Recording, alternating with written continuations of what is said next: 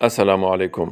ابن زیاد کو امام حسین رضی اللہ کی روانگی کی اطلاع مل چکی تھی، چنانچہ اس نے یزید کی ہدایت کے مطابق مدینہ سے عراق آنے والے تمام راستوں کی ناکہ بندی کر دی تھی اور ہر بن یزید تمیمی کو 1000 سوار دے کر امام حسین رضی اللہ کا کوج لگانے اور انہیں گھیرنے کے لیے آگے بھیج دیا تھا۔ امام حسین رضی اللہ مقام ذی چشم پہنچے تو وہاں ہر بن یزید تمیمی آپ کا کوج لگاتا آ پہنچا اور آپ کے لشکر کے مقابل پڑاؤ ڈال دیا۔ امام حسین رضی اللہ نے اپنے رفقا کو حکم دیا کہ ان لوگوں کو پانی پلاؤ اور ان کے گھوڑوں کو سیراب کرو، یہ دوپہر میں چلے آ رہے ہیں۔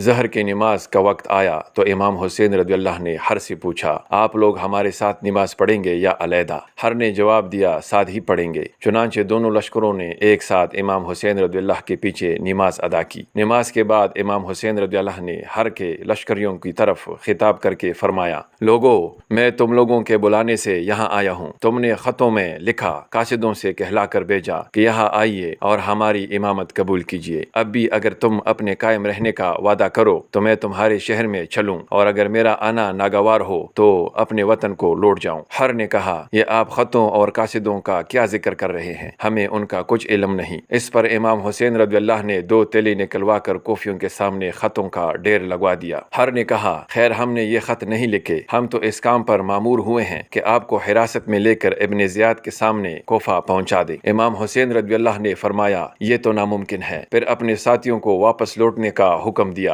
ہر نے مزاحمت کی اور کہا، میں آپ کو واپس نہ جانے دوں گا، لیکن آپ سے جنگ بھی نہ کروں گا۔ بہتر یہ ہے کہ آپ کوئی ایسا راستہ اختیار کیجئے جو عراق و حجاز دونوں کے درمیان ہو۔ میں ابن زیاد کو لکھتا ہوں کہ آپ یزید کو لکھیے، شاید کوئی ایسی صورت پیدا ہو جائے کہ مجھے آپ کے مقابلے میں صف آرا نہ ہونا پڑے۔ امام حسین رضی اللہ نے اس تجویز کو قبول کر لیا اور شمال کی طرف رخ کر کے نینوا کے راستے پر ہو لیے۔ ہر بھی ان کے ساتھ ساتھ کچھ فاصلے پر لگا رہا۔ عزیب الحجانات پہنچے تو وہاں ترماح بن عدی سے ملاقات ہوئی۔ انہوں نے کہا، کوفہ میں آپ کے مقابلہ کی زبردست تیاریاں ہو رہی ہیں۔ میں نے اتنی بڑی فوج کبھی میدان جنگ میں مجتمع ہوتے نہیں دیکھی۔ میری رائے یہ ہے کہ آپ بنی تے کے مشہور پہاڑ آجا پر تشریف لے چلیں۔ یہاں غسان و حمیر کے بادشاہوں کی بھی کبھی رسائی نہ ہو سکی۔ اگر آپ وہاں تشریف لے چلیں تو بنی تے کے 20,000 جانصاروں کا ذمہ دار میں ہوں، جن کی تلواریں آپ کی حمایت میں بلند ہوں گی۔ مگر امام حسین رضی اللہ نے شکریہ کے ساتھ ان کی پیشکش کو قبول کرنے سے انکار کر دیا اور فرمایا، ہر سے جو میرا قول و اقرار ہو چکا ہے میں اس کے خلاف نہ کروں گا۔ نینوا پہنچے تو ہر کو ابن زیاد کا خط ملا جس میں لکھا تھا، حسین رضی اللہ اور ان کے ساتھیوں کو فوراً روک لو اور انہیں ایسی جگہ اترنے پر مجبور کرو جہاں کوئی اونٹ اور پانی نہ ہو۔ ہر نے یہ خط امام حسین رضی اللہ کو دکھایا۔ آپ نے فرمایا، کچھ دور آگے چلنے دو،